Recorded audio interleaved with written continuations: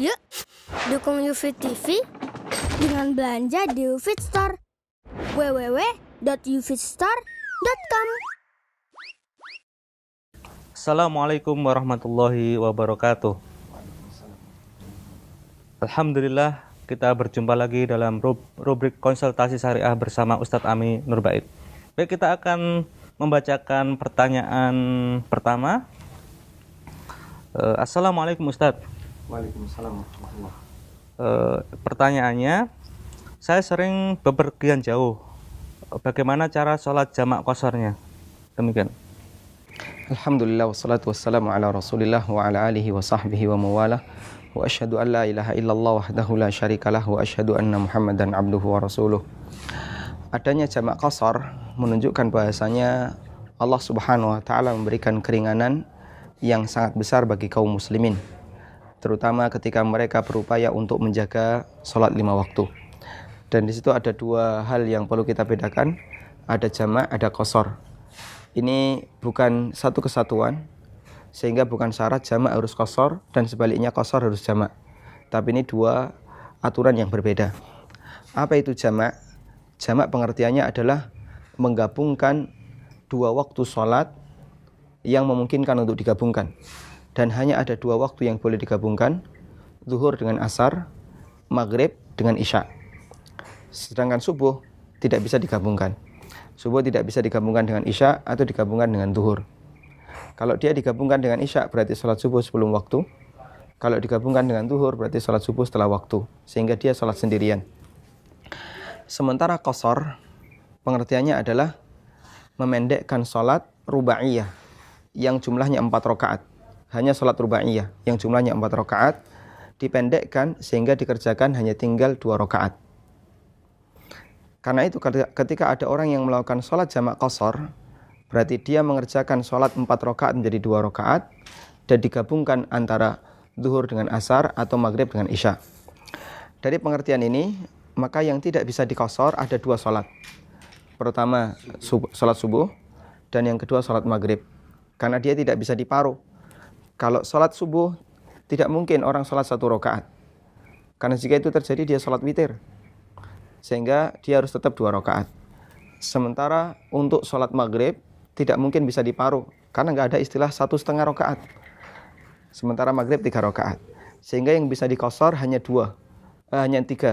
Zuhur, asar, dan isya. Selain itu tidak bisa.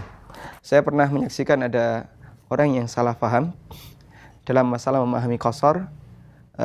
Ketika dia sholat di terminal begitu, dia sholat jamak qasar maghrib dengan isya. Ketika dia sholat maghrib, dia sholat 2 rakaat. Pada saat kami ingatkan, Pak ini kurang 1 rakaat, dia bilang saya qasar. Dan qasar harus 2 rakaat. Menurut dia maghrib juga harus diqasar, padahal itu termasuk kesalahan. Kemudian apa dalil atau kapan seorang disyariatkan untuk melakukan jamak dan seorang disyariatkan untuk melakukan qasar? Ada batasan yang perlu Anda perhatikan, karena ini 2 aturan yang berbeda, maka masing-masing memiliki batasan yang berbeda.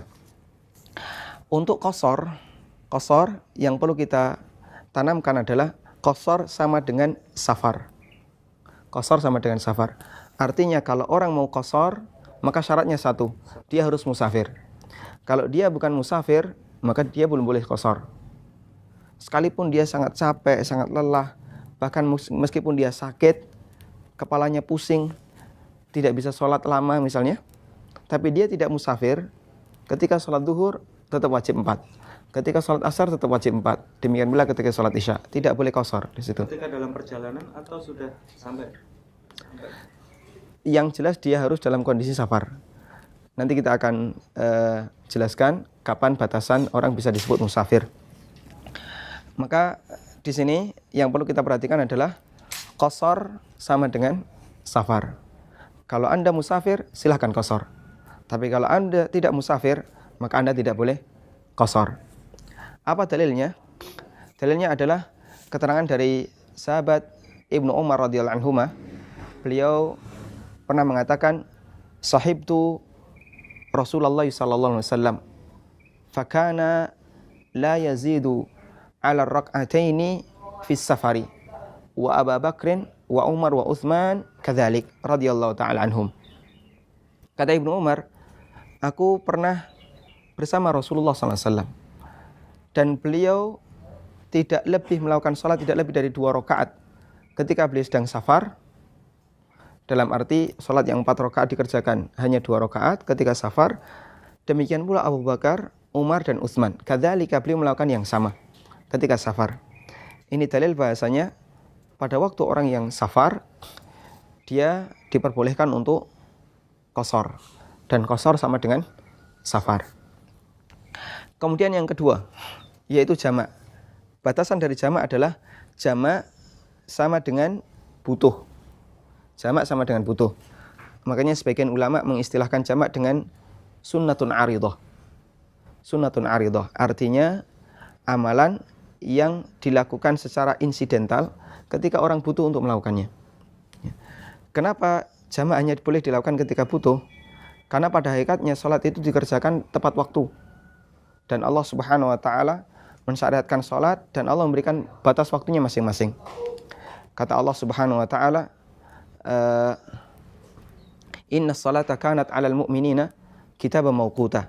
Bahasanya salat adalah kewajiban bagi kaum yang beriman, kitaban mauquta, kewajiban yang sudah dibatasi waktunya. Sebagaimana orang tidak sah salat sebelum waktu, orang juga tidak sah salat setelah waktu. Sementara jamak sifatnya pengecualian. Dia menggabungkan 2 waktu salat dalam waktu yang bersamaan. Bisa dilakukan sebelum waktu di salat yang pertama, sehingga salat yang kedua dilakukan sebelum waktu, atau bisa dilakukan di salat yang kedua sehingga salat yang pertama dilakukan setelah waktu. Kalau dalam istilah itu takhir sama salat, bisa dilakukan takdim, ditaruh di awal waktu, atau bisa ditakhir, ditaruh di akhir waktu, dan dua-duanya boleh. Kembali kepada kebutuhan. Siapa yang butuh jamak, silahkan jamak. Sehingga siapa yang tidak butuh jamak, dia tidak boleh jamak. Karena itu jamak tidak identik dengan safar. Bolehkah orang yang tidak safar melakukan jamak? Boleh, silahkan. Selama dia butuh. Sebagaimana orang yang safar juga boleh melakukan jamak ketika dia butuh. Bahkan ketika musafir, dia tidak butuh jamak, maka dia tidak boleh jamak. Dia harus tetap melaksanakan sholat tepat pada waktunya. Misalnya, ada seorang musafir yang singgah. Sebagaimana musafir boleh jamak ketika dia butuh, dan sebaliknya musafir juga tidak boleh jamak ketika dia tidak butuh. Misalnya musafir yang singgah di sebuah tempat, atau dia menginap di tempat saudaranya, atau di hotel.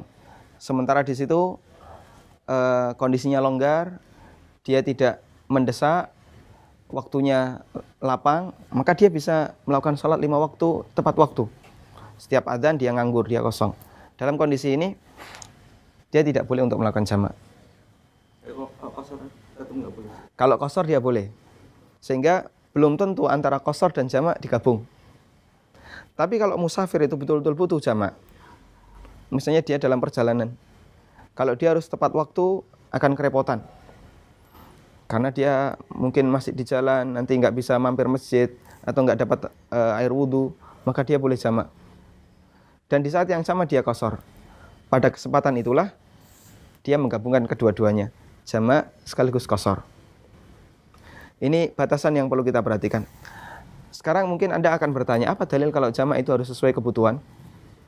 Dalilnya adalah pernyataan Ibnu Abbas radhiyallahu anhuma dalam hadis yang diriwayatkan oleh Muslim. Beliau pernah mengatakan, jama'a Rasulullah sallallahu alaihi wasallam baina adh-dhuhri wal 'ashri wal maghribi wal 'isya bil madinati min ghairi khaufin wala matar. Rawahu Muslim. Kata Ibnu Abbas, Rasulullah sallallahu alaihi wasallam menjama' antara zuhur dan asar, maghrib dengan isya di Madinah. Berarti beliau tidak sedang safar. Beliau lakukan itu di Madinah bersama para sahabatnya. Min ghairi khaufin wala matar.